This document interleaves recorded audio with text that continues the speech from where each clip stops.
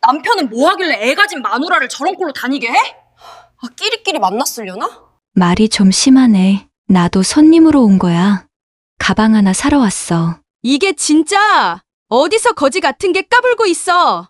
짝 날카롭고 거친 파여름이 매장 안을 가득 메웠습니다. 사연 시작 전 구독과 좋아요 부탁드립니다. 어디에서 듣고 계신지 댓글 남겨주시면 사연 제작에 큰 힘이 됩니다. 안녕하세요. 저는 올해 68이 된 윤정숙이라고 합니다. 동네 사람들은 저를 그저 매일 아침 낡은 장바구니를 들고 시장통을 어슬렁거리는 평범한 할머니로만 알고 있습니다. 콩나물값 100원을 깎으려고 상인들과 실랑이를 벌이기도 하고 떨이로 나온 과일이 있으면 냉큼 집어들고 좋아하기도 하니까요. 입고 다니는 옷이라고는 무릎이 툭 튀어나온 편한 몸빼 바지나 색이 바른 헐렁한 티셔츠가 전부입니다. 누가 봐도 영락없는 서민 아파트의 촌스러운 노인네죠. 하지만 사람 속은, 그리고 그 사람이 가진 주머니 속은 겉만 봐서는 모르는 법입니다. 제 왼쪽 검지에는 오래된 옷가락지 하나가 끼워져 있습니다. 겉보기에는 투박해 보여도 사실 이건 우리 시어머니 때부터 내려온 아주 귀한 물건입니다. 저는 중요한 결정을 내리기 전이나 마음이 복잡할 때면 습관처럼 이 옷가락지를 천천히 돌리곤 합니다. 지금도 이 반지를 만지작거리며 지난 며칠간의 일을 떠올리고 있네요. 사실 저는 이름만 대면 대한민국 사람 누구나 알만한 유명 백화점 그룹이 숨겨진 개인 대주주입니다. 창업주였던 제 남편이 세상을 떠나면서 남긴 지분 30%가 고스란히 제 명의로 되어 있죠. 하지만 저는 그 힘을 함부로 휘두르거나 자랑하고 다니지 않았습니다. 10년 전 믿었던 지인에게 큰 사기를 당할 뻔했던 일이 있었거든요. 그때 뼈저리게 느꼈습니다. 돈 냄새를 풍기면 파리떼만 꼬일 뿐 진정한 내 사람은 남지 않는다는 것을요. 그때 제 직감으로 겨우 위기를 넘긴 뒤로는 철저하게 정체를 숨기고 조용히 살아왔습니다. 진짜 부자는 돈 자랑을 하지 않는 법이고 인품이 곧 명품이라는 것이 제 신념이 되었으니까요. 그런 제가 유일하게 마음을 다해 아끼는 사람이 딱 한 명 있습니다. 바로 제 며느리 지은이입니다. 친정아버지가 일찍 돌아가시고 홀어머니 밑에서 컸지만 구김살 하나 없이 맑고 착한 아이예요. 요즘 젊은 애들 같지 않게 어찌나 검소하고 알뜰한지 제 재력을 전혀 모르면서도 시어머니인 저를 친정엄마처럼 살갑게 챙기는 기특한 며느리입니다. 임신 7개월 차에 접어들어 배가 남산만 한데도 힘든 내색 한 번 안 하고 늘 웃는 낯으로 저를 대했죠. 그런데 바로 며칠 전이었습니다. 그날도 저는 거실에 앉아 시장에서 사온 콩나물을 다듬고 있었어요. 햇살이 참 좋아서 나중에 태어날 손주 녀석 베네 저고리를 삶으면 딱 좋겠다. 그런 평화로운 생각을 하고 있었습니다. 톡톡 콩나물 대가리를 따는 소리가 경쾌하게 거실을 채우고 있었죠. 그때였습니다. 식탁 위에 올려둔 제 낡은 폴더폰이 요란하게 울리기 시작했습니다. 발신자는 며느리 지은이었습니다. 평소라면 어머님 식사하셨어요?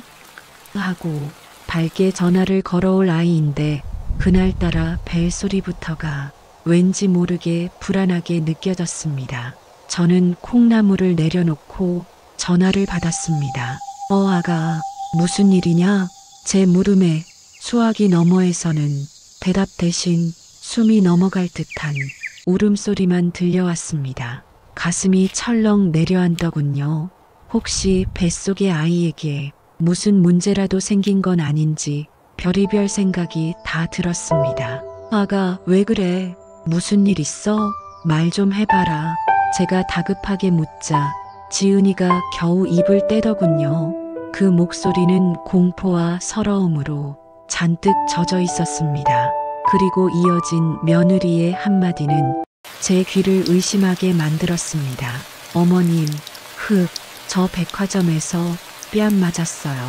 그 순간 제 손에 들려있던 콩나물 대가리가 힘없이 으스러졌습니다. 백화점에서 뺨을 맞다니요.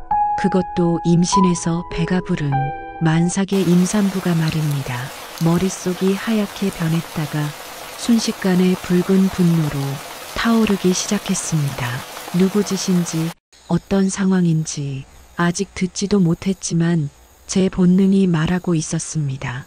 이건 단순히 넘어갈 일이 아니라고요.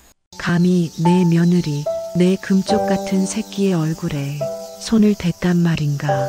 그것도 다름 아닌 내 지분이 들어간 그 백화점에서 말입니다.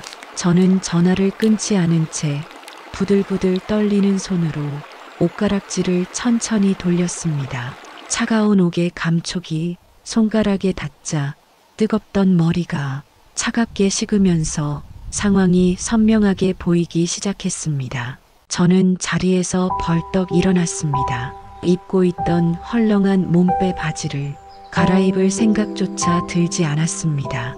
그저 현관에 놓인 낡은 슬리퍼를 구겨 신고 지갑 하나만 챙겨서 집 밖으로 뛰쳐나갔습니다. 평소에는 사람 좋은 옆집 할머니로 살았지만 내 가족, 내 사람을 건드린 이상 더는 참을 이유가 없었습니다. 그날 저는 제 인생에서 가장 무서운 외출을 시작했습니다.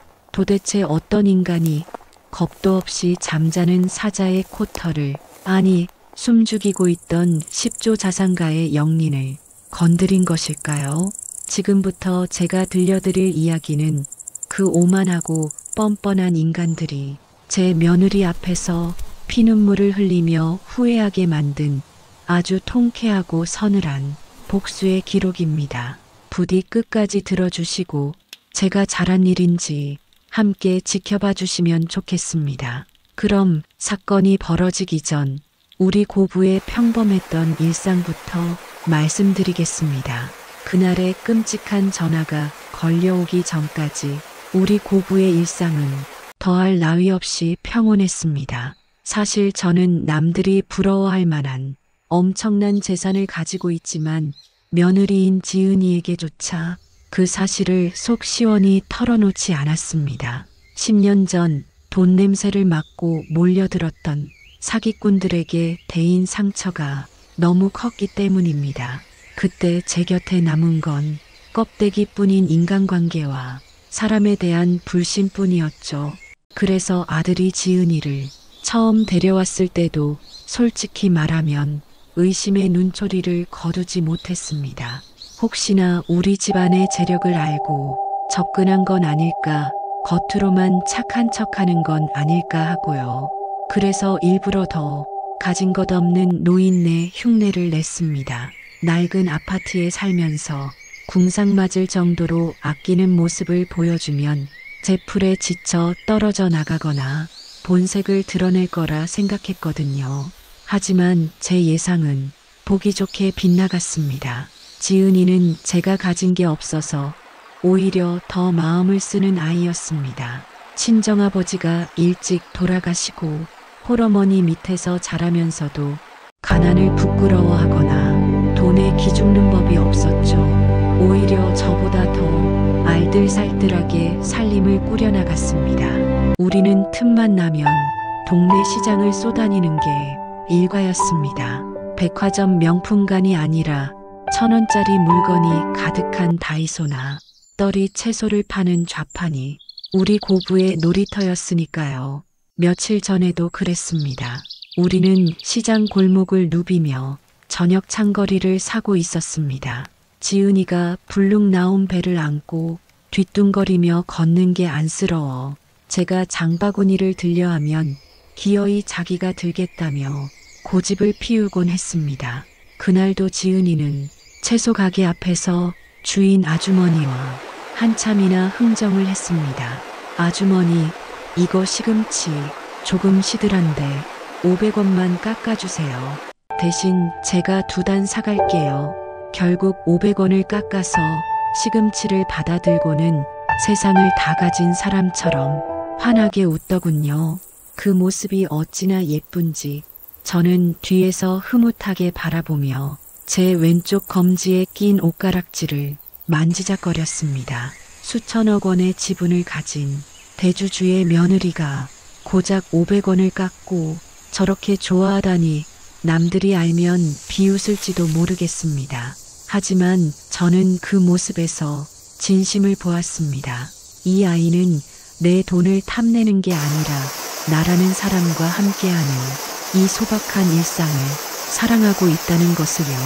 그렇게 집에 돌아와 나란히 앉아서 콩나물을 다듬는데 문득 며느리의 옷차림이 눈에 들어왔습니다. 임신 7개월이 넘어서 배가 산처럼 불러오는데 입고 있는 옷이라고는 몇 년은 입었을 법한 펑퍼짐하고 낡은 원피스 한 벌뿐이더군요.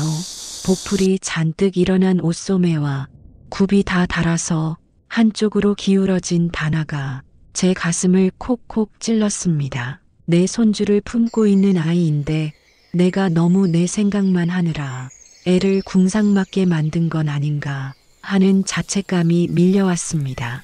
사실 제 드레스룸 깊숙한 곳에는 명품 가방이며 보석들이 먼지를 뒤집어 쓴 채 쌓여 있습니다. 마음만 먹으면 백화점 하나를 통째로 사줄 수도 있는 능력이 되고요. 그런데 정작 내 식구, 내 며느리는 돈만 원이 아까워 저런 낡은 옷을 입고 있다니 갑자기 제 자신이 한심하게 느껴졌습니다. 더는 안 되겠다 싶어 저는 방으로 들어가 지갑을 열었습니다. 평소에는 잘 쓰지 않던 한도가 꽤 높은 신용카드를 한 장 꺼내 들었습니다. 그리고 다시 거실로 나와 지은이의 손에 쥐어주었죠. 아가, 이거 받아라. 지은이는 영문을 모르겠다는 표정으로 눈을 동그랗게 뜨고 저를 바라보았습니다.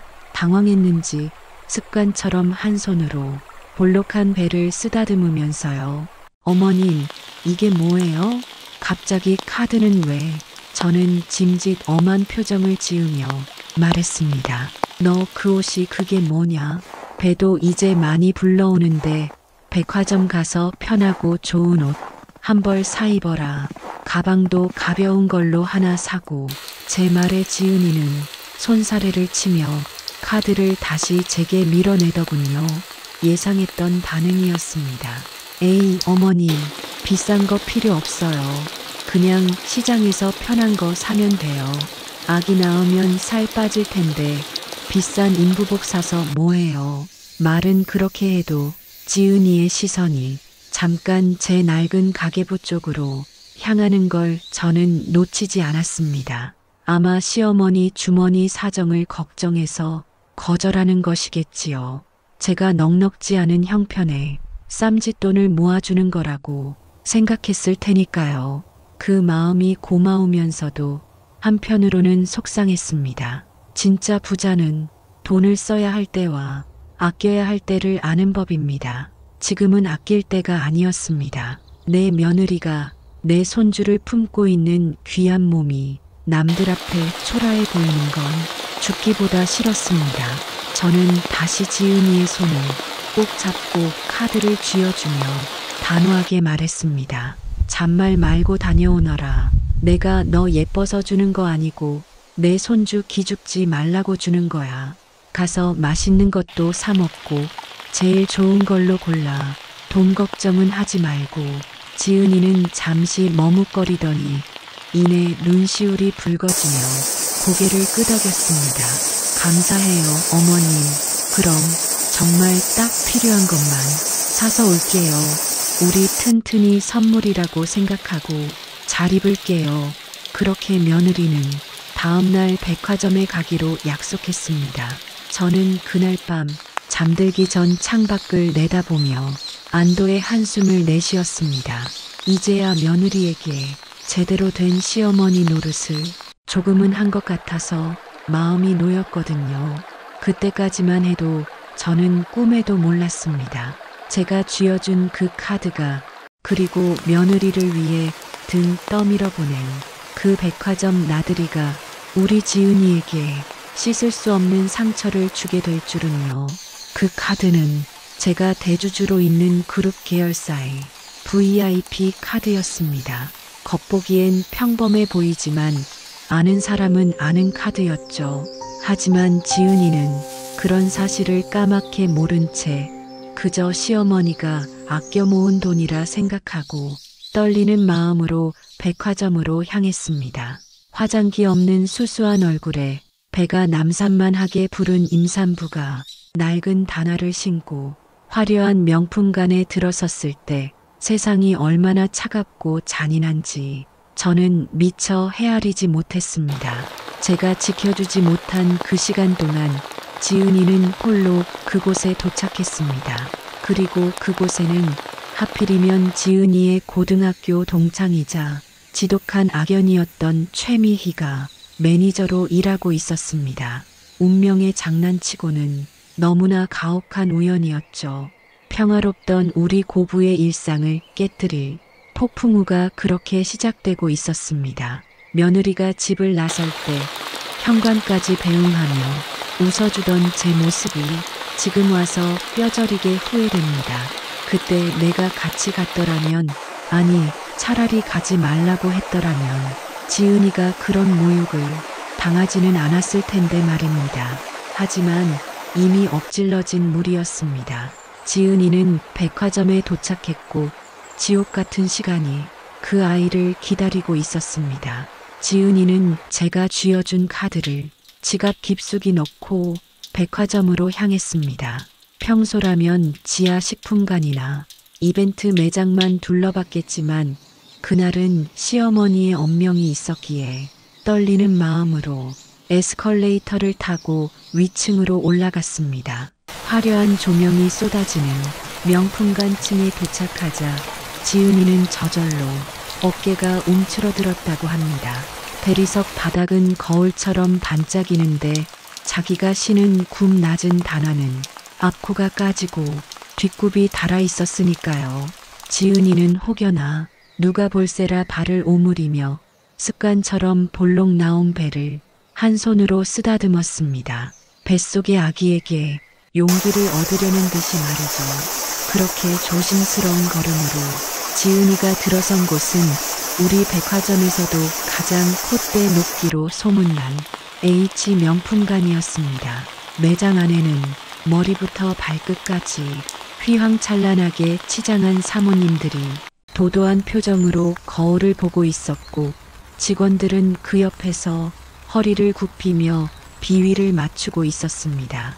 그 화려하고 차가운 공기 속에 색이 바랜 인부복 원피스를 입고 화장기 없는 얼굴을 한 지은이는 마치 다른 세상에서 온 사람 같았습니다. 그때였습니다. 매장 안쪽에서 날카로운 시선 하나가 지은이에게로 꽂혔습니다. 바로 그 매장의 매니저 최미희였습니다. 그녀는 멀리서 누군가 들어오는 기척을 느끼자마자 얼굴도 확인하기 전에 바닥으로 시선을 내리깔았습니다. 손님의 신발 브랜드를 확인하고 구매력을 판단하는 그녀의 오랜 못된 버릇이었죠. 미희의 눈에 들어온 것은 명품 로고가 박힌 구두가 아니라 시장통에서나 팔 법한 낡은 단화였습니다. 미희는 입꼬리를 비틀며 들릴 듯 말 듯 콧방귀를 뀌었습니다. 뭐야, 저 꼴은. 물 흐리게. 그녀는 지은이를 손님이 아니라 가게 물을 흐리는 잡상인이나 구경꾼 정도로 취급하며 자리에서 일어났습니다. 저런 사람은 빨리 내보내는 게 상책이라고 생각했을 겁니다. 지은이는 그런 줄도 모르고 진열대 위에 놓인 가방들을 조심스럽게 바라보고 있었습니다. 제가 사라고 했던 편하고 가벼운 가방을 찾고 있었겠죠. 가방에 붙은 가격표를 보고는 화들짝 놀라 손을 떼기를 반복하다가 그나마 가장 심플해 보이는 가방 하나에 조심스레 손을 뻗었습니다. 그 순간 누군가가 지은이의 앞을 매몰차게 가로막았습니다. 또각또각 날카로운 구두 굽소리와 함께 나타난 최미희였습니다. 그녀는 팔짱을 낀 채 지은이를 위아래로 훑어보았습니다. 마치 더러운 것이라도 본 것처럼 미간을 잔뜩 찌푸린 채였죠. 어머, 고객님, 이 가죽은 예민해서 손 떼면 자국 남는데 구매하실 거 아니면 눈으로만 보세요. 그 말투에는 내 주제에 이걸 살 수나 있겠냐는 비아냥이 가득 섞여 있었습니다. 지은이는 무안해서 얼굴이 붉어진 채 황급히 손을 거두었습니다.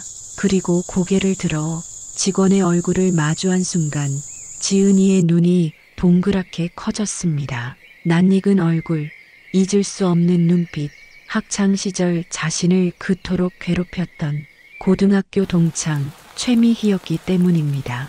미희 역시 지은이의 얼굴을 확인하고는 잠시 멈칫하더군요. 하지만 반가움보다는 경멸과 조소가 먼저 스쳐 지나갔습니다. 학창시절 가난하지만 공부를 잘해서 선생님들의 칭찬을 독차지했던 지은이를 미희는 끔찍하게 질투하고 미워했었습니다. 그런데 10여 년 만에 다시 만난 지은이가 여전히 촌스러운 행색으로 그것도 자신이 지배하는 구역에 나타났으니 미희에게는 아주 좋은 먹잇감이 굴러들어온 셈이었겠죠.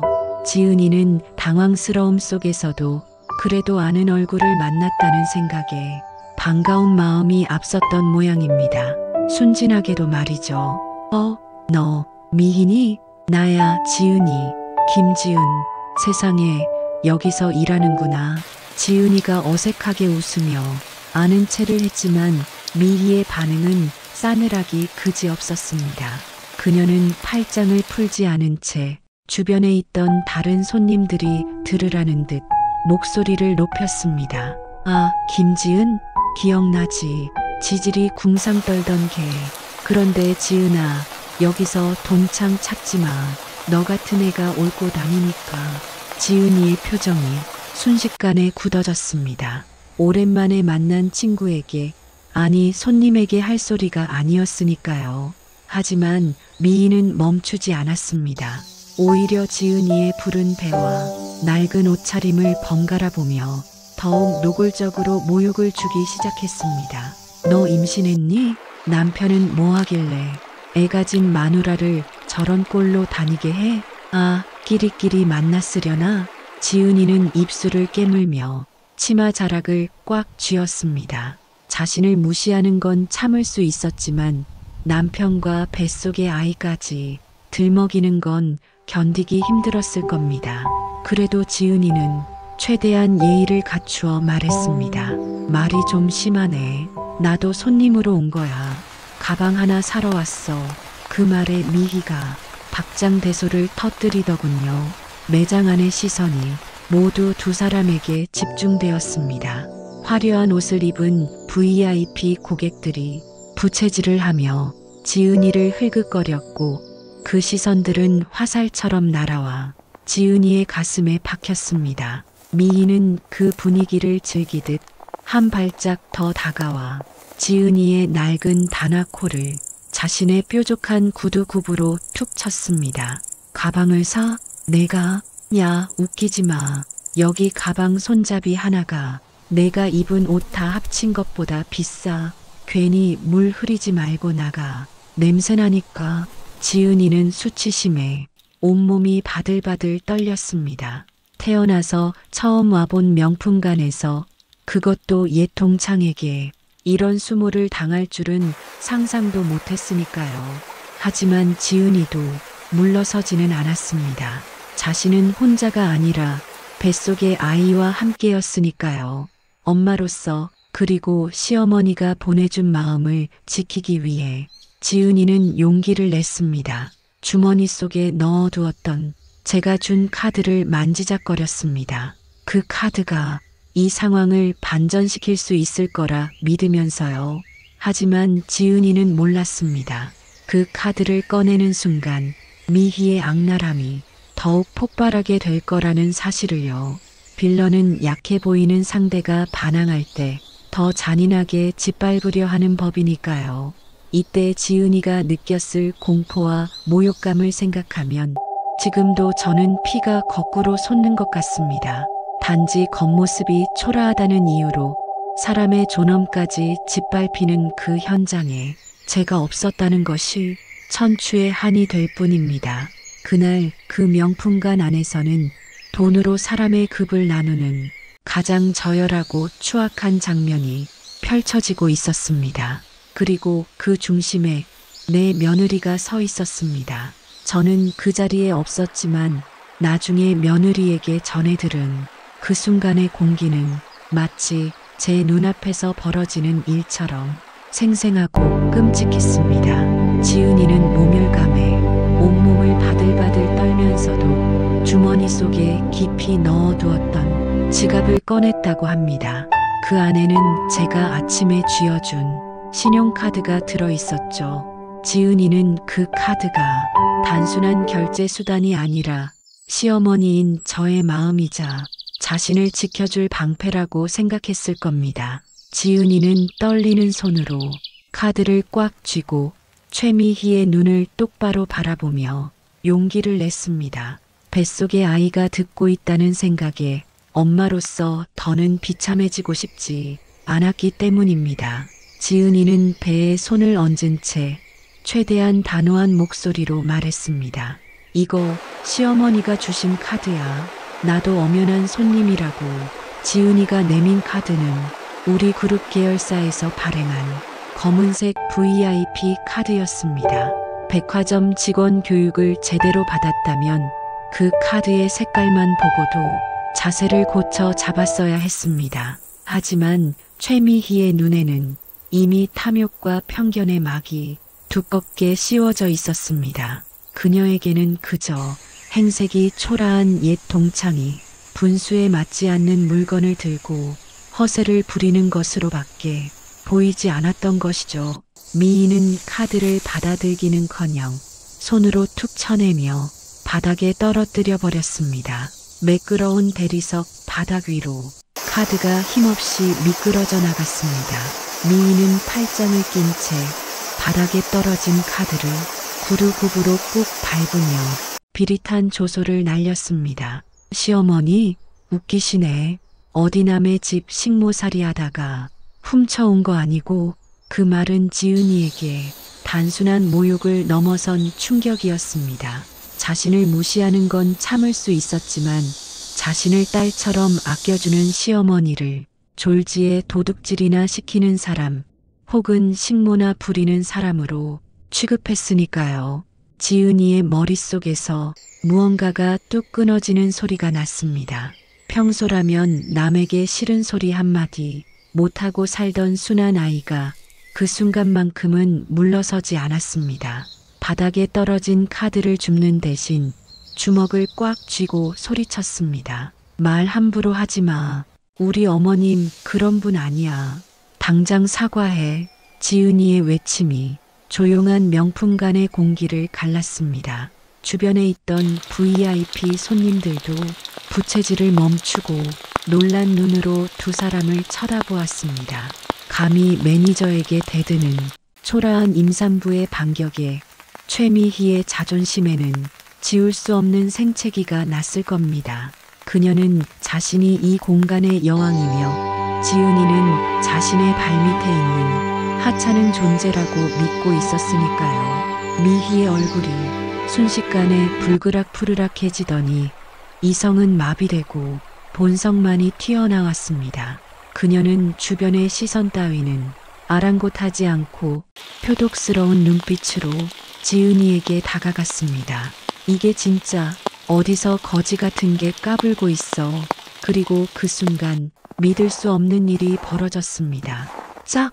날카롭고 거친 파열음이 매장 안을 가득 메웠습니다. 미희의 손바닥이 지은이의 뺨을 가차없이 올려붙인 것입니다.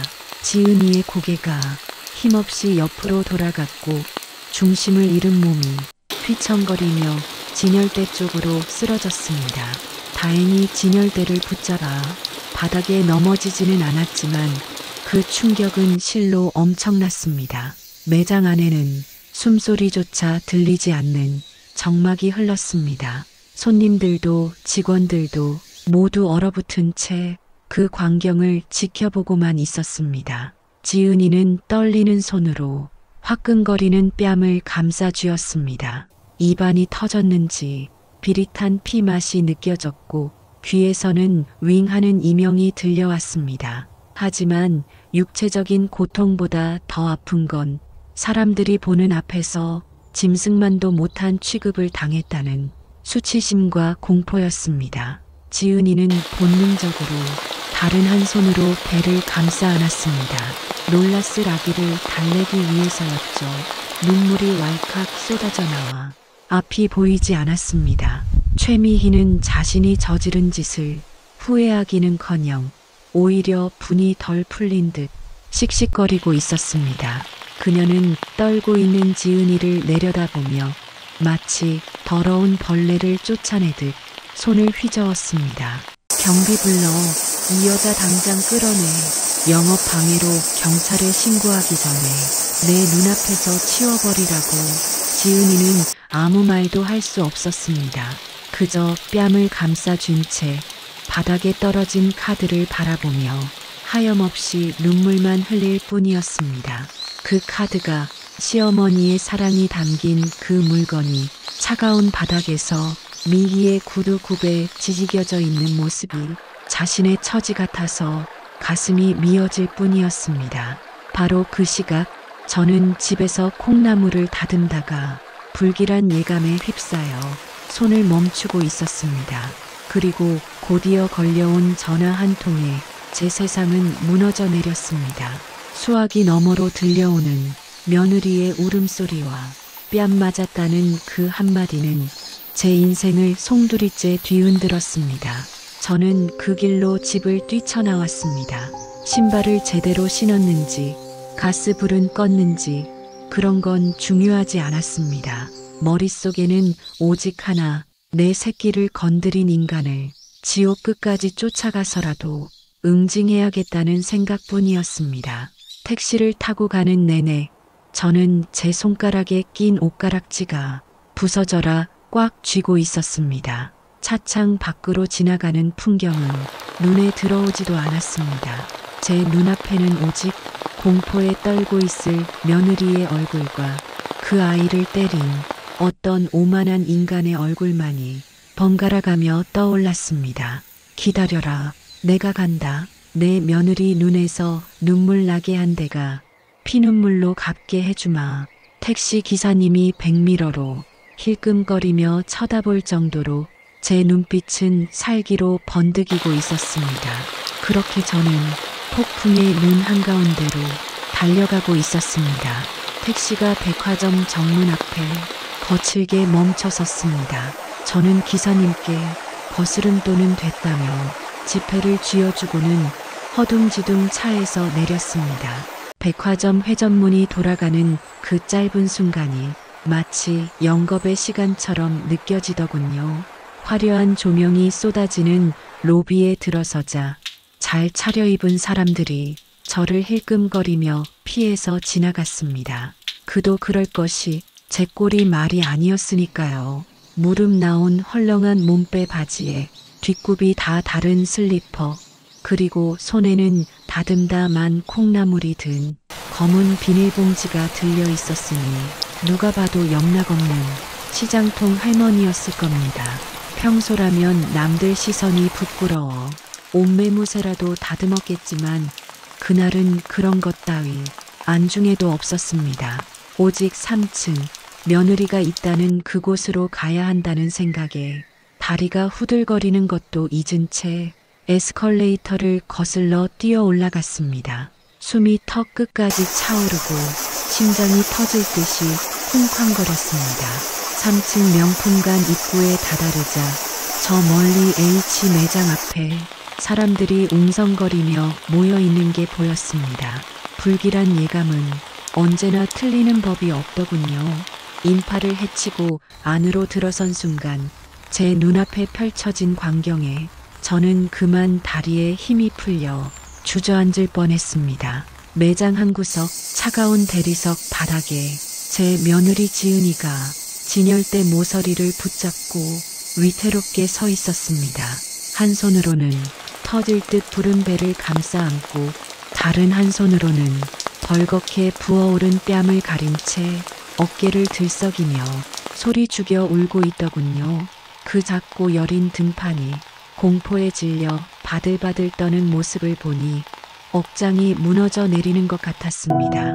그리고 그 앞에는 마치 개선장군이라도 된 양 팔짱을 끼고 턱을 치켜든 한 여자가 서 있었습니다. 명품관 유니폼을 입고 가슴에 매니저 최미희라는 명찰을 단 도끼 서린 눈빛의 여자였습니다. 그녀의 구두 끝에는 제가 아침에 지은이 손에 쥐어주었던 검은색 카드가 처참하게 짓밟혀 뒹굴고 있었습니다. 그 카드를 보는 순간 10년 전 사기꾼들에게 당했을 때 느꼈던 그 서늘하고 비릿한 배신감이 다시금 제 온몸을 감쌌습니다. 사람을 겉모습으로 판단하고 돈으로 급을 나누며 약자를 짓밟는 저런 부류의 인간들을 저는 누구보다 잘 알고 있었으니까요. 저는 깊은 숨을 들이마시며 왼손 검지에 낀 옷가락지를 천천히 돌렸습니다. 차가운 옥의 감촉이 뜨겁게 달아오른 제 이성을 간신히 붙잡아 주었습니다. 지금 당장 달려가 저 여자의 머리채를 잡고 싶었지만 그래서는 안 됐습니다. 내가 여기서 감정적으로 날뛰면 내 며느리는 못 배운 시어머니를 둔 죄까지 뒤집어 쓰고 더 큰 비웃음거리가 될 테니까요. 저는 옷매무새를 고치지 않았습니다. 오히려 더 당당하게 이 초라한 행색 그대로 저들 앞에 서기로 마음먹었습니다. 진짜 힘은 옷차림에서 나오는 게 아니라는 걸 보여주어야 했으니까요. 저는 뚜벅뚜벅 슬리퍼를 끄는 채 매장 안으로 걸어 들어갔습니다. 비켜라, 비켜. 제 거친 목소리에 구경하던 사람들이 길을 텄습니다. 지은이가 제 목소리를 알아듣고 고개를 번쩍 들더군요. 눈물 범벅이 된 얼굴로 저를 보더니 안도감과 미안함이 뒤섞인 표정으로 입술을 파르르 떨었습니다. 어머님, 그 한마디에 담긴 서러움이 제 가슴을 후벼 팠습니다. 저는 지은이에게 다가가 그 떨리는 어깨를 감싸 안았습니다. 가까이서 보니 뺨에는 손자국이 선명했고 입가에는 피딱지가 앉아 있었습니다. 피가 거꾸로 솟는다는 말이 무슨 뜻인지 그때 알았습니다. 저는 지은이를 부축해 세우고 천천히 고개를 돌려 최미희를 노려보았습니다. 제 눈빛이 어찌나 매서웠는지 기세등등하던 최미희도 순간 흠칫하며 뒤로 물러서더군요. 하지만 그녀는 곧 제 남루한 옷차림과 손에 들린 검은 비닐봉지를 스캔하더니 이내 비릿한 코웃음을 쳤습니다. 그녀의 눈에 저는 그저 가난하고 힘없는 노인네, 감히 명품관 문턱을 넘을 자격도 없는 하찮은 존재로 보였을 겁니다. 제가 낮고 갈라진 목소리로 물었습니다. 내 며느리 얼굴에 손 댄 게 너냐? 제 질문에 최미희는 대답 대신 주변을 둘러보며 과장된 몸짓으로 웃음을 터뜨렸습니다. 마치 재미있는 구경거리가 생겼다는 듯 주변에 있던 VIP 손님들의 동조를 구하는 눈치였습니다. 끼리끼리 논다더니 시어머니 꼴도 아주 가관이네요. 할머니, 시장 통해서 오셨어요? 여기는 콩나물 파는 데 아닙니다. 주변에서 킥킥거리는 웃음소리가 들려왔습니다. 그 비웃음들은 저를 향한 것이었지만 동시에 제 며느리의 가슴에 대못을 박는 소리였습니다. 지은이가 수치심에 고개를 숙이며 제 옷자락을 꽉 움켜쥐더군요. 어머님, 죄송해요. 저 때문에 어머님까지. 저는 며느리의 손등을 토닥이며 눈 하나 깜짝하지 않고 최미희를 응시했습니다. 이깟 모욕짐이야. 내 새끼를 지키기 위해서라면 100번이고 1000번이고 받아낼 수 있었습니다. 오히려 잘 됐다고 생각했습니다. 내가 내 며느리에게 한 짓이 실수가 아니라 내 천박한 본성에서 나온 악행이라는 걸 제대로 확인했으니까요. 저는 끓어오르는 분노를 꾹꾹 눌러 담으며 최대한 점잖게 하지만 뼈가 있는 한마디를 던졌습니다. 그래, 내 꼴이 우습게 보일 순 있다. 하지만 명품을 판다는 곳에서 옷차림 보고 사람 금 나누고 손찌검하는 게 이 백화점 교육 방침이냐? 제 말이 전곡을 찔렀는지 최미희의 얼굴이 순식간에 일그러졌습니다. 그녀는 자신의 권위가 하찮은 노인네에게 도전받았다고 느꼈겠지요. 그녀는 더 이상 직원의 가면을 쓸 필요도 없다는 듯 본색을 드러내며 저에게 성큼성큼 다가왔습니다. 그리고는 제 어깨를 거칠게 밀쳤습니다. 어디서 훈계질이야? 돈 없으면 당장 나가시라고요. 몸에서 쉰 냄새 나니까 그녀의 손에 밀려 제 몸이 휘청거렸고 손에 들고 있던 비닐봉지가 터지면서 다듬다만 콩나물들이 매끄러운 대리석 바닥 위로 와르르 쏟아졌습니다. 하얀 콩나물 대가리들이 여기저기 흩어지는 모습이 마치 처참하게 구겨진 우리 며느리의 자존심 같아서 가슴이 미어지는 것 같았습니다. 매장 안은 비웃음과 조롱으로 가득 찼고 최미희는 승리감에 도취해 저를 벌레 보듯 내려다보고 있었습니다. 그녀는 몰랐을 겁니다. 자신이 지금 밀친 것이 힘없는 노인네가 아니라 자신의 목줄을 쥐고 있는 거대한 호랑이라는 사실을요. 그리고 바닥에 쏟아진 저 콩나물들이 자신의 인생을 송두리째 뒤흔들 신호탄이 될 거라는 사실을요. 저는 바닥에 떨어진 콩나물을 줍지 않았습니다. 대신 흐트러진 옷매무새를 천천히 정리하며 다시 한번 옷가락질을 만지작거렸습니다. 이제 참을 만큼 참았습니다. 더 이상의 자비도 더 이상의 인내도 필요 없었습니다. 제 마음속에서 거대한 폭풍우가 몰아치기 시작했습니다. 저는 며느리의 젖은 눈을 바라보며 속으로 다짐했습니다. 아가, 조금만 기다려라. 시어미가, 아니 엄마가 이 억울함 몇 배로 갚아주마. 매장 안은 여전히 최미희의 도끼 서린 목소리와 주변의 비웃음 소리로 소란스러웠습니다. 바닥에 널브러진 콩나물 대가리들이 마치 제 처참한 자존심 조각들처럼 보였지만 저는 더 이상 그것들을 줍지 않았습니다. 대신 품속 깊숙한 안주머니에 손을 넣었습니다. 그곳에는 제가 평소에 가장 아끼는 물건이자 이 백화점의 사장과 연결된 유일한 끈이 들어 있었습니다. 제 손끝에 닿은 것은 최신형 스마트폰이 아니라 모서리가 닳고 칠이 벗겨진 오래된 이지 폴더폰이었습니다. 10년도 넘게 쓴 그 전화기를 꺼내자 최미희의 입꼬리가 한 번 더 비틀리더군요.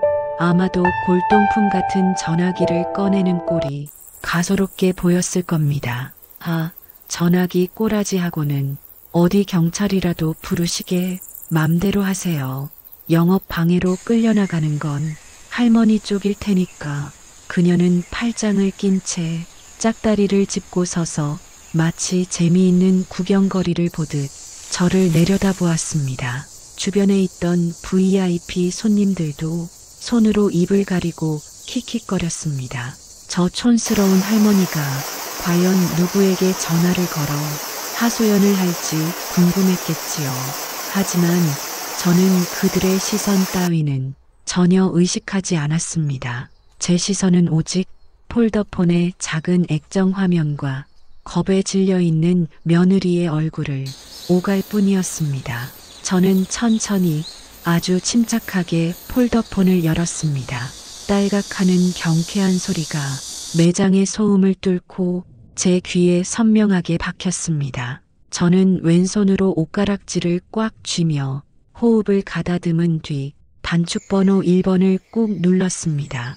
신호 연결음이 한 번 울리기도 전에 상대방은 기다렸다는 듯 전화를 받았습니다. 이 번호의 주인은 제 전화를 놓치는 법이 없으니까요. 수화기 너머로 다급하고 정중한 목소리가 들려왔습니다. 저는 긴 말 하지 않았습니다. 화를 내지도 소리를 지르지도 않았습니다. 진짜 힘을 가진 사람은 목소리를 높일 필요가 없다는 것을 저는 알고 있었으니까요. 저는 그저 낮고 서늘한 목소리로 짧은 명령을 내렸습니다. 김 사장, 나다. 지금 당장 3층 H 매장으로 내려와라. 1분 준다. 그리고는 미련 없이 폴더폰을 탁 닫아버렸습니다. 제 목소리가 어찌나 단호하고 차가웠던지 순간 매장 안에 흐르던 비웃음 소리가 뚝 끊겼습니다. 정적 속에 제 전화기 닫는 소리만이 유난히 크게 울려 퍼졌습니다. 최미희는 잠시 멍하니 있다가 이내 상황 파악이 안 된다는 듯 헛웃음을 터뜨렸습니다. 김 사장? 참나. 이제는 백화점 사장님까지 들먹이시네. 노망이 나도 단단히 나셨어. 1분? 꿈 깨세요, 할머니. 사장님이 할 일 없어서 이런 데를 오시겠어요? 그녀는 제 말을 헛에 가득한 노인의 헛소리로 치부했습니다. 그도 그럴 것이 이 백화점의 대표이사인 김영석 사장은 평소 직원들에게도 호랑이보다 무서운 존재였으니까요. 그런 사장님을 시장통 옷차림을 한 할머니가 오라가라 한다는 게 말이 안 된다고 생각했겠죠. 저는 대꾸하지 않았습니다. 그저 묵묵히 숫자를 셌습니다. 1초, 2초, 3초. 제 침묵이 길어질수록 매장 안의 공기는 묘하게 무거워지기 시작했습니다.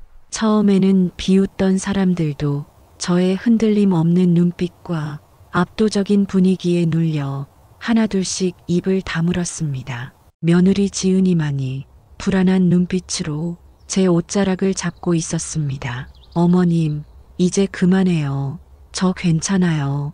그냥 가요. 지은이는 혹시나 제가 더 큰 봉변을 당할까봐 걱정하고 있었습니다.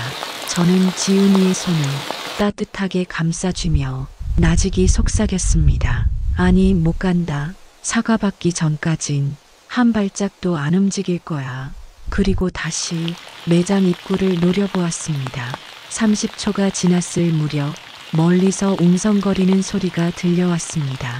그리고 곧이어 다급한 발소리가 복도를 울리기 시작했습니다. 구두굽이 바닥을 때리는 소리가 점점 가까워지고 있었습니다.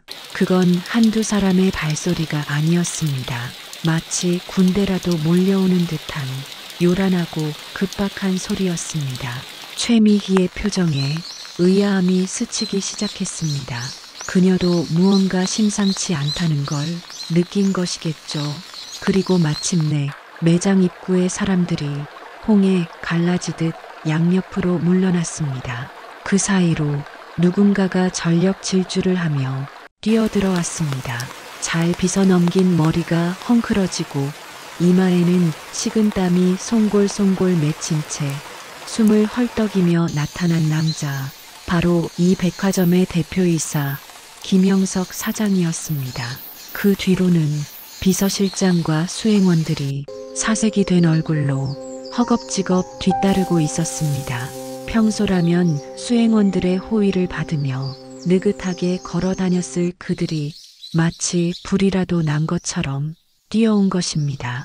김 사장은 매장 안으로 들어서자마자 주위를 둘러볼 새도 없이 저를 찾아냈습니다. 그리고는 제 앞에 멈춰서서 숨도 제대로 고르지 못한 채 허리를 90도로 깊이 숙였습니다. 그 모습은 마치 군기 바짝 든 신입사원이 회장님을 대하는 것과 다를 바 없었습니다. 아니, 그보다 더한 공포와 경외심이 담겨 있었습니다. 매장 안에 있던 모든 사람의 눈이 휘둥그레졌습니다.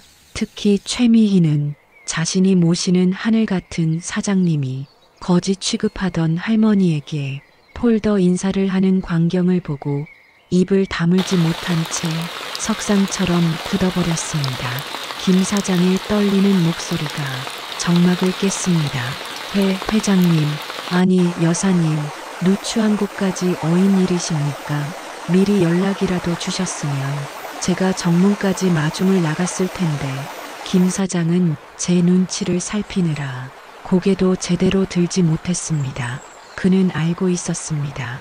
제가 이 백화점에 떴다는 건 단순한 쇼핑이나 나들이가 아니라 무언가 심각한 문제가 터졌다는 신호라는 것을요. 게다가 제 행색이 평소와 달리 엉망인 것을 보고는 사태의 심각성을 직감한 듯 안색이 흑빛으로 변해갔습니다. 저는 옷가락지를 낀 손으로 흐트러진 머리카락을 쓸어 넘기며 김 사장을 차갑게 내려다보았습니다. 그리고 천천히, 아주 천천히 시선을 돌려 얼어붙어 있는 최미희를 가리켰습니다.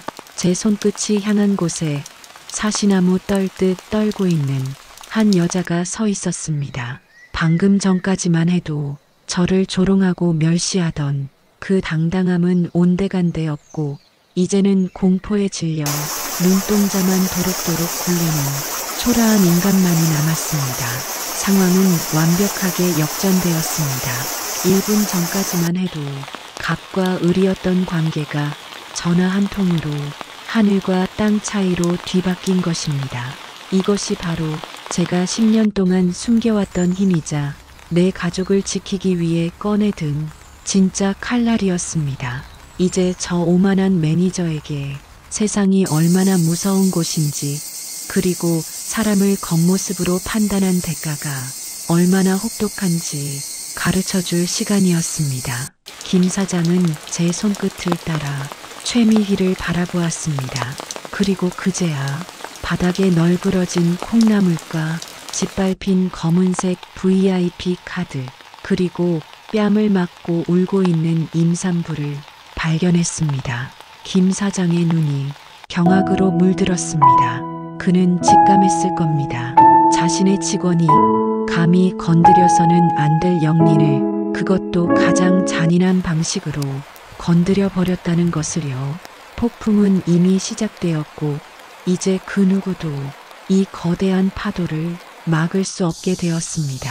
김 사장의 허리가 직각으로 꺾인 채 펴질 줄 몰랐습니다. 그 거대한 백화점의 주인이 시장통 옷차림을 한 노인 앞에서 쩔쩔매는 모습은 그 자체로 충격적인 반전이었습니다. 매장 안을 가득 채우던 비웃음과 속닥거림은 순식간에 찬물을 끼얹은 듯 싸늘한 침묵으로 바뀌었습니다. 최미희의 얼굴은 마치 밀랍 인형처럼 하얗게 굳어버렸고 그녀의 눈동자만이 현실을 부정하듯 심하게 흔들리고 있었습니다. 방금 전까지 자신의 구두 구발에 지시겨지던 그 카드가, 그리고 자신이 거지 취급하며 밀쳤던 이 늙은 여자가 사실은 누구인지 서서히 감이 잡히기 시작한 것이겠죠. 저는 김 사장의 인사를 받아주지도 않았습니다. 그저 옷가락지를 낀 손으로 옷에 묻은 먼지를 툭툭 털어내며 아주 건조하고 낮은 목소리로 입을 열었습니다. 제 시선은 김 사장이 아니라 여전히 상황 파악을 못한 채 얼어붙어 있는 최미희에게 고정되어 있었습니다. 김 사장, 이 매장 당장 빼라. 그리고 내 며느리 뺨 때린 이 직원, 지금 당장 내 눈앞에서 치워. 제 명령은 짧고 간결했습니다. 하지만 그 한마디에 담긴 무게는 백화점 전체를 뒤흔들 만큼 묵직했습니다. 김 사장이 화들짝 놀라며 고개를 번쩍 들었습니다. 그는 사색이 된 얼굴로 최미희와 바닥에 널브러진 콩나물, 그리고 뺨을 부여잡고 있는 제 며느리를 번갈아 보았습니다. 그제야 사태의 심각성을 완전히 파악한 듯 했습니다. 김 사장의 눈에서 불똥이 튀었습니다. 그는 점잖은 체면도 잊은 채 최미희를 향해 벼락 같은 고함을 질렀습니다. 평소 직원들에게 신사적이기로 소문난 그였지만 자신의 목줄을 쥐고 있는 대주주의 심기를 건드린 직원을 용서할 수는 없었을 겁니다. 너 미쳤어? 지금 제정신이야. 이분이 누군 줄 알아? 우리 그룹 지분 30%를 가진 창업주 사모님이셔. 김 사장의 외침이 매장의 높은 천장을 때리고 메아리쳐 울렸습니다. 지분 30% 창업주 사모님. 그 단어들이 주는 충격은 실로 엄청났습니다. 주변에 있던 VIP 손님들마저 흡 하고 숨을 들이켜며 뒷걸음질 쳤으니까요. 최미희의 다리가 눈에 띄게 후들거기 시작했습니다. 그녀가 믿고 있던 세상의 질서가 옷차림과 돈으로 사람 급을 나누던 그녀만의 천박한 기준이 와르르 무너져 내리는 순간이었습니다. 자신이 쫓아내려던 가난한 동창은 사실 백화점 주인의 며느리였고, 자신이 밀치고 모욕했던 시장통 할머니는 자신이 평생을 일해도 옷자락 한번 스치기 힘든 거물이었던 것입니다. 미희의 입술이 파르르 떨리더니 이내 핏기가 완전히 가셨습니다. 그녀는 비틀거리는가 싶더니 다리에 힘이 풀린 듯 그 자리에 털썩 주저앉아 버렸습니다. 바닥에 주저앉은 그녀의 시선이 제 낡은 슬리퍼와 마주쳤습니다. 불과 1분 전까지만 해도 더럽다고 비웃던 그 신발이 이제는 그녀의 생사여 탈권을 쥔 저승사자의 발처럼 보였을 겁니다. 미희는 체면이고 자존심이고 다 내던졌습니다. 그녀는 바닥을 기어와 제 몸빼 바지자락을 두 손으로 꽉 움켜쥐었습니다. 손바닥에 땀이 흥건한지 축축한 느낌이 전해져 왔지만 저는 피하지 않고 그녀를 내려다보았습니다. 회장님, 아니 사모님, 제가 몰라 뵀습니다. 죽을 죄를 지었습니다. 미희는 덜덜 떨며 바닥에 머리를 찌울 듯이 조아렸습니다. 눈물인지 콧물인지 모를 것이 그녀의 화려한 화장을 엉망으로 번지게 만들고 있었습니다.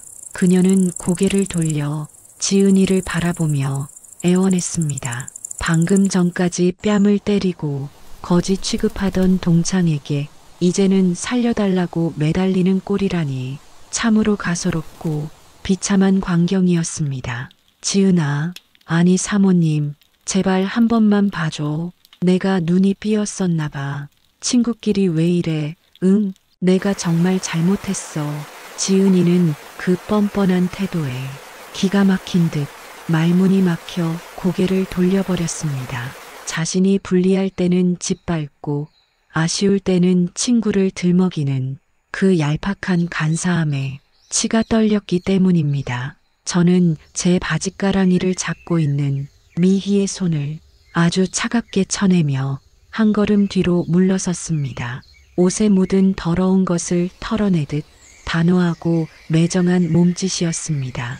제 입가에는 비웃음조차 걸리지 않았습니다. 그저 무표정한 얼굴로 벌레를 보듯 그녀를 내려다보며 말했습니다. 사람은 누구나 실수를 해. 하지만 넌 실수가 아니야. 약한 사람은 짓밟고 강한 사람한테는 기어다니는 건 내 천한 마음에서 나온 본성이다. 제 목소리는 낮았지만 매장 안의 모든 사람이 똑똑히 들을 수 있을 만큼 또렷했습니다. 미희는 제 말에 망치로 머리를 맞은 듯 멍한 표정으로 저를 올려다보았습니다. 아마도 돈으로 해결하거나 적당히 빌면 될 줄 알았겠지요. 하지만 저는 그런 썩어빠진 정신머리를 가진 사람을 내버려 둘 생각이 추호도 없었습니다. 너 같은 인간이 내 백화점에 있다는 게 소름 끼치게 싫구나. 넌 여기서 일할 자격 없다. 당장 짐 싸서 나가라. 제 선고는 끝났습니다. 더 이상의 대화는 시간 낭비일 뿐이었습니다. 미희는 사모님 하고 비명을 지르며 다시 제 다리에 매달리려 했지만 이미 눈치를 챈 김 사장이 수행원들에게 눈짓을 보냈습니다. 검은 양복을 입은 보안 요원들이 순식간에 달려들었습니다. 그들은 짐짝을 치우듯 미희의 양팔을 붙잡아 일으켜 세웠습니다. 이거 놓으라고. 내가 누군 줄 알고 이래. 지은아, 제발 나 좀 살려줘. 미희는 발버둥 치며 악을 썼지만 이미 그녀를 도와줄 사람은 아무도 없었습니다. 주변에 있던 직원들도 단골이라며 친한 척하던 손님들도 모두 싸늘한 눈빛으로 그녀를 외면했습니다. 인과응보, 뿌린 대로 거둔다는 말이 이토록 정확하게 들어맞는 순간이 또 있을까요? 저는 끌려나가는 미희의 뒷모습을 보며 다시 한번 옷가락질을 만지작거렸습니다. 이것으로 끝이 아니었습니다. 그녀가 제 며느리의 뺨을 때리고 마음에 씻을 수 없는 상처를 준 대가는 이제부터 시작이었습니다. 저는 아직 분이 풀리지 않았습니다. 단순히 직장을 잃는 것만으로는 그녀가 저지른 죄를 다 씻을 수 없었으니까요. 저는 김 사장을 향해 다시 한번 싸늘한 눈빛을 보냈습니다. 아직 할 일이 남아 있었습니다. 법의 심판, 그리고 금융치료, 그녀가 그토록 좋아하던 돈으로, 그리고 그녀가 무시했던 법으로 철저하게 응징할 차례였습니다. 보안 요원들에게 양팔이 붙잡힌 채 짐짝처럼 질질 끌려가던 최미희가 마지막 발악을 하듯 비명을 질러댔습니다. 그 소리가 어찌나 표독스럽고 처절한지 매장 안에 있던 크리스털 샹들리에가 징징 울릴 정도였습니다. 하지만 저는 눈 하나 깜짝하지 않았습니다. 그녀의 비명은 반성의 눈물이 아니라 자신의 밥줄이 끊기는 것에 대한 공포와 억울함일 뿐이라는 걸 너무나 잘 알고 있었으니까요. 김 사장이 식은 땀을 닦으며 수행원들에게 어서 끌어내라고 손짓했지만 저는 한 손을 들어 잠시 멈추라는 신호를 보냈습니다. 그 손짓 하나에 움직이던 보안 요원들이 그 자리에 얼어붙은 듯 멈춰 섰습니다. 최미희의 눈에 찰나의 희망 같은 것이 스치더군요.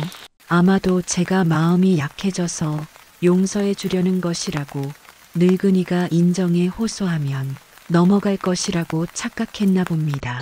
하지만 그것은 그녀의 크나큰 오산이었습니다. 저는 천천히 그녀에게 다가갔습니다. 그리고 허리를 굽혀 그녀의 눈높이를 맞추고 제 평생을 지켜온 신념이 담긴 차가운 눈빛으로 그녀를 응시했습니다. 제 왼손 검지에 끼워진 옷가락지가 그녀의 눈앞에서 서늘하게 빛났습니다. 착각하지 마라. 내 며느리 눈에 피눈물 나게 해놓고 고작 직장 잃는 걸로 퉁칠 수 있을 줄 알았느냐? 제 낮고 건조한 목소리에 미희의 눈동자가 지진이라도 난 듯 흔들렸습니다. 그녀는 무언가 잘못되었다는 걸 직감적으로 깨달았을 겁니다. 저는 허리를 펴고 옆에서 안절부절 못하고 있는 김 사장을 바라보았습니다. 그는 제 입에서 나올 다음 명령을 기다리며 마른 침을 삼키고 있었습니다. 저는 아주 또렷하게 매장 안에 있는 모든 사람이 들을 수 있도록 단호하게 지시를 내렸습니다. 폭행죄는 별도다. 그것도 임산부 폭행이야. 그룹 법무팀 최고 변호사들 불러서 형사 고소 진행해. 그 말이 떨어지자마자 최미희의 입에서 헉하는 소리와 함께 숨이 넘어가는 소리가 들렸습니다. 단순히 직장에서 잘리는 것을 넘어 전과자가 될 수도 있다는 공포가 그녀를 덮친 것입니다. 하지만 저는 거기서 멈추지 않았습니다. 그녀가 그토록 좋아하고 숭배하던 돈, 그 돈으로 사람을 금 나누고 무시하던 그녀에게 가장 어울리는 벌을 내려주어야 했으니까요. 금융 치료만큼 확실한 처방은 없다는 것이 제가 70평생을 살며 배운 진리였습니다. 저는 쐐기를 박듯 마지막 한마디를 덧붙였습니다. 그리고 민사소송도 같이 넣어 정신적 피해 보상까지 싹 다 청구해. 합의는 절대 없다. 합의는 없다. 그 5글자가 최미희에게는 사형 선고나 다름없었을 겁니다. 그녀는 바닥에 주저앉은 채 사시나무 떨듯 떨며 무어라 웅얼거렸지만 이미 공포에 질려 제대로 된 말조차 나오지 않았습니다. 그저 잘못했어요. 살려주세요라는 말만 고장난 라디오처럼 반복할 뿐이었죠. 하지만 저는 더 이상 그녀에게 시선조차 주지 않았습니다. 기회는 스스로 차버린 사람에게 두 번 다시 오지 않는 법입니다. 저는 김 사장에게 눈짓으로 끝났다는 신호를 보냈습니다. 그제야 보안 요원들이 최미희를 양쪽에서 들어 올렸습니다. 그녀는 다리에 힘이 풀려 걷지도 못하고 바닥에 질질 끌려가며 매장 밖으로 사라졌습니다. 그녀의 처절한 울음소리가 복도 끝으로 멀어질 때까지 매장 안에는 숨막히는 정적만이 감돌았습니다. 그 거만하던 매니저가 하루아침에 나락으로 떨어지는 모습을 목격한 직원들과 VIP 손님들은 혹여나 불똥이 튈까봐 고개조차 들지 못하고 있었습니다. 저는 옷매무새를 가다듬고 아직도 충격에서 헤어나오지 못한 채 멍하니 서 있는 며느리에게 다가갔습니다. 지은이는 붉게 부어오른 뺨을 감싸쥐고 이 모든 상황이 믿기지 않는다는 듯 저를 멍하니 바라보고 있었습니다. 저는 거칠어진 제 손으로 지은이의 젖은 눈가를 조심스럽게 닦아주었습니다. 방금 전까지 호랑이처럼 호령하던 기세는 온데간데 없고 그저 손주를 걱정하는 할미의 마음만이 남았습니다. 아가, 많이 놀랐지? 이제 다 끝났다. 가자. 이 더러운 곳에서 나가자. 저는 지은이의 손을 따뜻하게 꼭 잡았습니다. 지은이는 그제야 긴장이 풀렸는지 참았던 눈물을 왈칵 쏟아내며 제 품에 안겼습니다. 저는 아이를 토닥이며 천천히 매장 출구로 발걸음을 옮겼습니다. 우리가 걸어가는 길마다 사람들이 홍해 갈라지듯 길을 터주었습니다. 들어올 때는 무시당하고 조롱받던 초라한 행색이었지만 나가는 길은 그 누구보다 당당하고 위험 있는 모습이었습니다. 김 사장과 수행원들이 매장 입구까지 따라 나와 90도로 허리를 숙여 배웅했습니다. 살펴가십시오. 여사님, 뒷수습은 완벽하게 처리하겠습니다. 김 사장의 우렁찬 목소리가 등 뒤에서 들려왔지만 저는 뒤도 돌아보지 않았습니다. 이깟 백화점 사장의 의전 따위는 중요하지 않았습니다. 지금 제게 중요한 건 상처받은 내 며느리의 마음을 어루만져주는 것뿐이었으니까요. 우리는 그렇게 화려하지만 차가웠던 명품관을 빠져나왔습니다. 엘리베이터를 타고 내려오는 동안 지은이는 제 손을 꽉 잡고 놓지 않았습니다.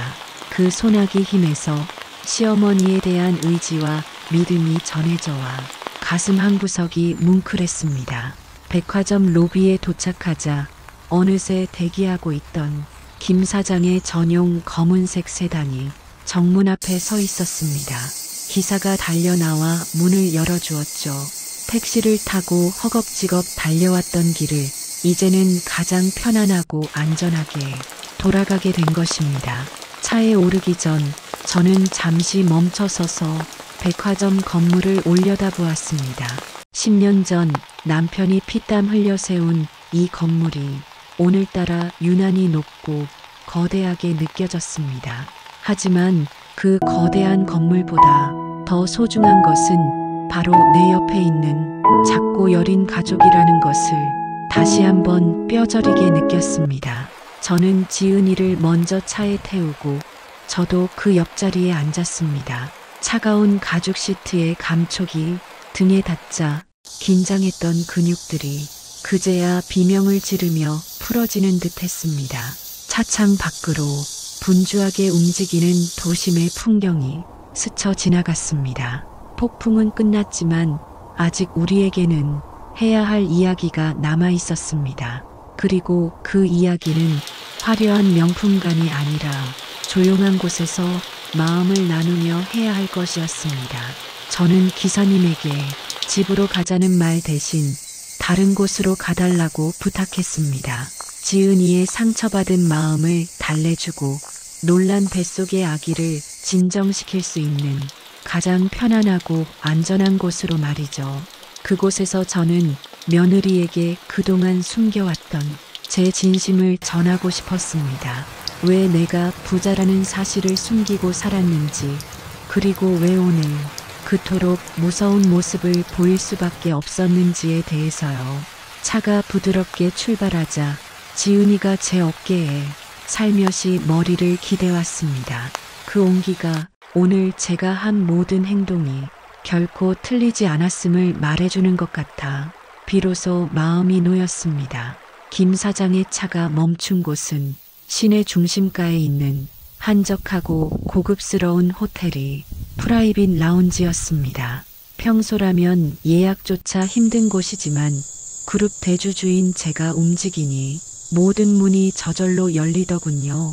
김 사장은 땀을 뻘뻘 흘리며 직접 문을 열어주고 우리를 가장 안쪽의 조용한 룸으로 안내했습니다.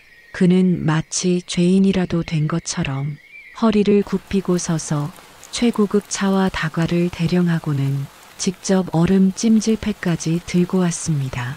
방금 전까지 명품관에서 호랑이처럼 호령하던 저였지만 이제는 그저 며느리를 걱정하는 시어머니로 돌아와 있었습니다. 저는 김 사장에게 눈짓으로 나가 있으라고 했습니다. 불편하니까 그만 나가봐요. 우리끼리 할 이야기가 있으니. 김 사장은 제 말 한마디에 안도와 송구함이 섞인 표정으로 뒷걸음질 치며 나갔습니다. 육중한 문이 닫히고 넓은 방 안에는 저와 지은이 단둘만 남았습니다. 정막이 흐르는 가운데 지은이는 여전히 믿기지 않는다는 표정으로 저와 찻잔을 번갈아 보고 있었습니다. 아마도 꿈을 꾸는 것 같았겠지요. 맨날 1,000원짜리 물건만 사러 다니던 구두쇠 시어머니가 백화점 사장님을 부하 직원처럼 부리는 이 상황이 얼마나 비현실적이었을까요? 저는 옷가락질을 낀 손으로 차가운 얼음 찜질팩을 집어들었습니다. 그리고 지은이의 부어오른 뺨에 조심스럽게 갖다 댔습니다. 아, 지은이가 따가운지 살짝 몸을 움찔하더군요.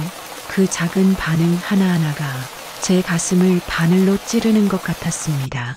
붉게 달아오른 뺨 위로 선명하게 남은 손자국을 보니 최미희 그 인간을 더 호되게 혼내지 못한 게 후회될 지경이었습니다. 저는 지은이의 눈을 바라보며 그동안 가슴속에 꾹꾹 눌러 담아왔던 진심을 꺼내놓기로 했습니다. 이제는 말해야 할 때가 온 것이죠. 왜 내가 그토록 돈이 많으면서도 궁상맞게 살았는지, 왜 너에게조차 내 정체를 숨길 수밖에 없었는지에 대해서요. 저는 떨리는 손으로 지은이의 다른 쪽 손을 꼭 잡았습니다. 제 투박한 손바닥 안으로 며느리의 온기가 전해져 왔습니다. 아가, 많이 놀랐지? 내가 사실은 숨기는 게 좀 많았다. 지은이는 아무 말 없이 제 눈을 바라보며 고개를 끄덕였습니다. 원망이나 배신감이 아니라 이해하려고 노력하는 그 선한 눈빛에 오히려 제 목이 메어왔습니다. 10년 전에 사람한테 크게 데이고 나니까 돈 있는 티 내면 다들 가면 쓰고 달려드는 게 무섭더라. 그래서 너한테도 솔직하지 못했어. 내가 힘이 있으면서도 숨기고 살아서 엄한 내가 무시를 당했구나. 미안하다. 정말 미안해. 제 사과는 진심이었습니다. 내가 조금만 더 일찍, 조금만 더 당당하게 내 울타리를 보여주었더라면 지은이가 저런 수모를 겪지는 않았을 테니까요. 제 고백을 들은 지은이의 눈에서 그렁그렁하던 눈물이 주르륵 흘러내렸습니다. 눈물방울이 톡톡 제 손등 위로 떨어졌습니다. 저는 지은이가 혹시라도 저를 원망하거나 속았다는 생각에 화를 낼까봐 내심 걱정했습니다. 하지만 지은이의 입에서 나온 말은 제 예상을 완전히 빗나간 것이었습니다. 지은이는 울먹이며 하지만 환하게 웃으며 말했습니다. 아니에요, 어머님. 저 지금 어머님이 부자라서 우는 거 아니에요. 아까 매장에서 어머님이 불같이 화내주시면서 제 편 들어주신 게 그게 너무 고맙고 좋아서 우는 거예요. 그 한마디에 저는 머리를 한 대 얻어맞은 듯 멍해졌습니다. 이 아이는 제가 가진 수천억 원의 지분이나 백화점을 움직이는 권력 때문에 감동한 게 아니었습니다. 그저 시장통 할머니 차림을 하고서도 며느리를 위해 물불 가리지 않고 싸워준 그 엄마의 마음에 감동하고 있었던 겁니다. 돈이면 다 되는 줄 알았던 세상에서 돈보다 더 귀한 진심을 알아주는 사람, 그게 바로 제 며느리였습니다. 저는 솟구치는 눈물을 참으려 천장을 한번 올려다보았다가 와락 지은이를 끌어안았습니다. 볼록한 배가 제 품에 닿았고 우리는 서로의 체온을 나누며 한참을 그 상태로 있었습니다. 지은이의 어깨가 들썩일 때마다 제 마음속에 남아있던 오래된 불신과 상처들도 함께 씻겨 내려가는 듯 했습니다. 비로소 깨달았습니다. 내가 지켜야 할 것은 통장 잔고나 주식 지분이 아니라 바로 내 눈앞에 있는 이 사람이라는 것을요.